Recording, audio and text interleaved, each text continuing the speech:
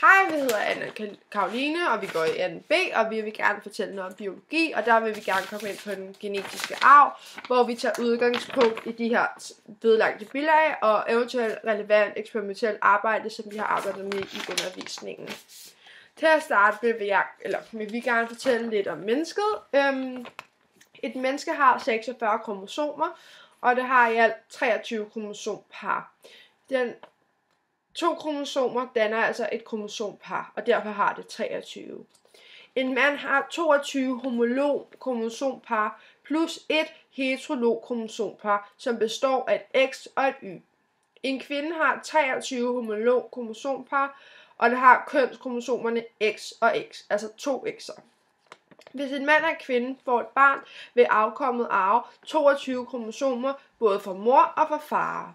For far arver man enten et X-kromosom eller et Y-kromosom.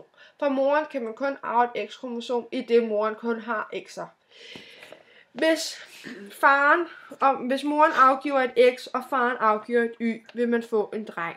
Og har kromosomparret, eller vil det have heterolog kromosomparret X og Y.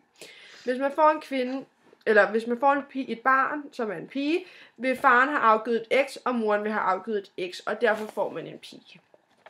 Så vil jeg vil gerne fortælle lidt om dominant og recessive egenskaber.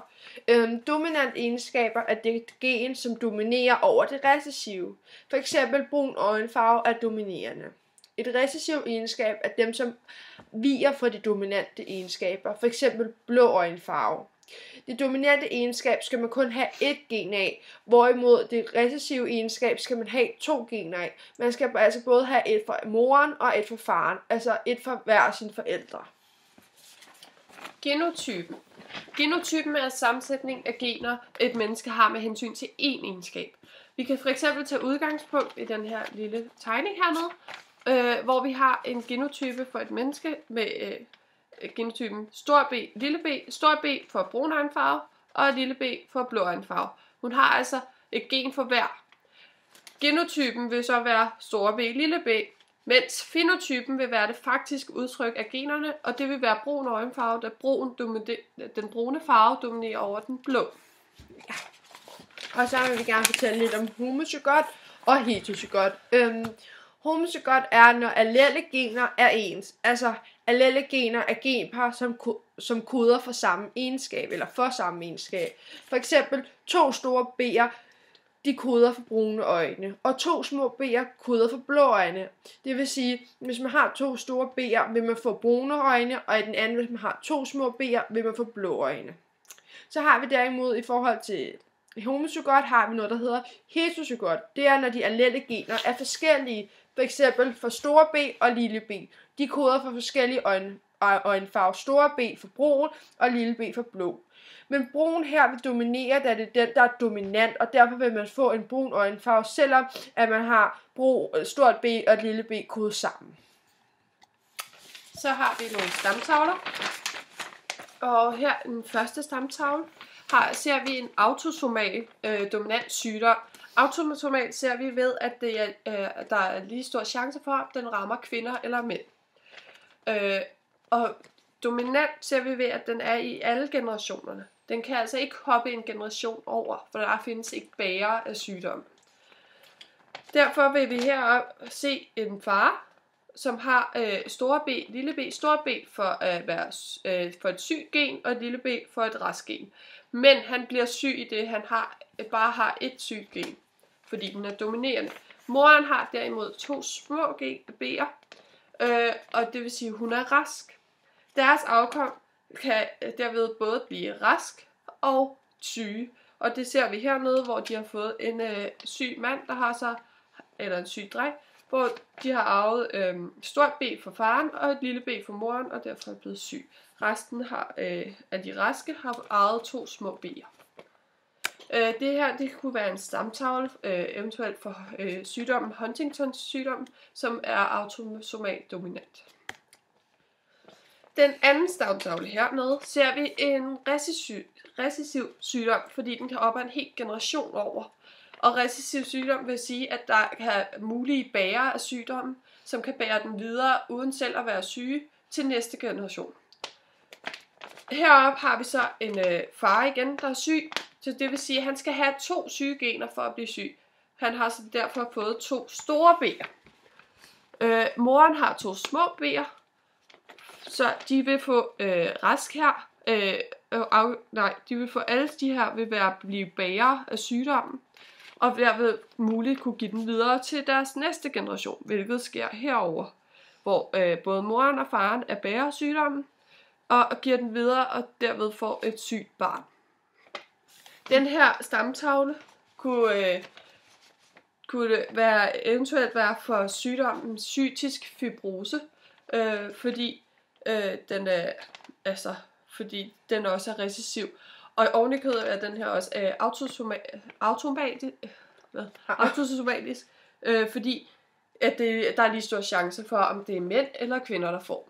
Ja, og så vil vi gerne fortælle om den sidste stamtavle, som er stamtavle 3 og ses her. Her ses en recessiv kønsbundet sygdom. Sygdom er bundet til X-kromosomet, fordi der er større risiko for, at mænd bliver syge, da det kun behøver et sygt X-kromosom for at få sygdommen.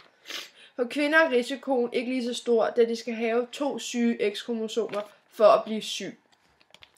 Moderen her er bærer, fordi faderen ikke kan være bærer. Netop fordi det her er en sygdom, der er kønsbundet. Dem, som er syge i anden generation, er mænd, her, som kan ses her, og de har fået et sygt X-kromosom fra moren. Hvilket man kan se, de har et stort B. Ingen af døtrene kan være syge, da det vil kræve en bærer eller en syg moder og en syg far. Den her sygdom, som kan ses på stamtavle 3, kunne være sygdom hæmofili, som også kaldes blødersygdom. Og nu vil vi gerne fortælle lidt om det sidste bilag, som er bilag 3, og den vil Caroline gerne komme ind på. Her har vi både en stamtavle, og så er vi blevet bedt om at lave krydsningsskemaer. For sygdommen, vi har at gøre med, er recessiv, og derfor skal man have 2 syge gener for at være syg.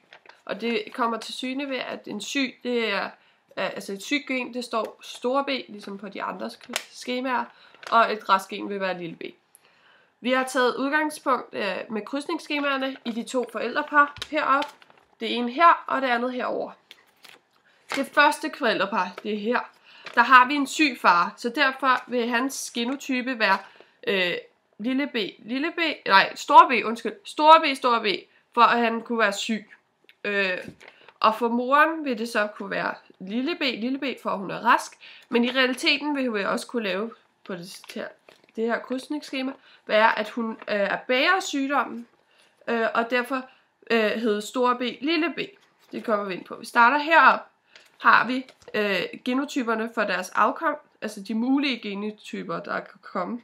Og her vil det alle sammen være, her vil de alle sammen blive bærere af sygdommen, fordi de vil få et stort B og et lille b i deres genotype.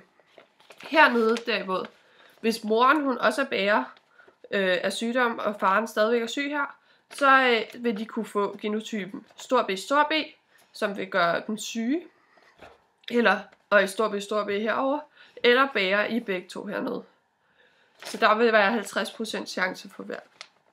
Hvis vi dermed tager udgangspunkt i det andet forældrepar, så fordi de får et sygt barn, skal de begge 2 være bærere. Det vil sige, at faren skal have store B, lille b, som er hans genotype, og moren har store B, lille b i hendes genotype. Det vil så give deres afkom mulige genotyper på store B, som er syg, og så vil der være 2 50% chance for store B, lille b, som de bærer sygdommen, og 25% chance for lille b, som bliver rask. Og derfor har vi udfyldt vores stamtavle med de her store B. Dog vil det være svært at sige, om de har fået af bærer, dem der vi ikke kan se afkommet på. Så der kan de enten være bærer eller raske.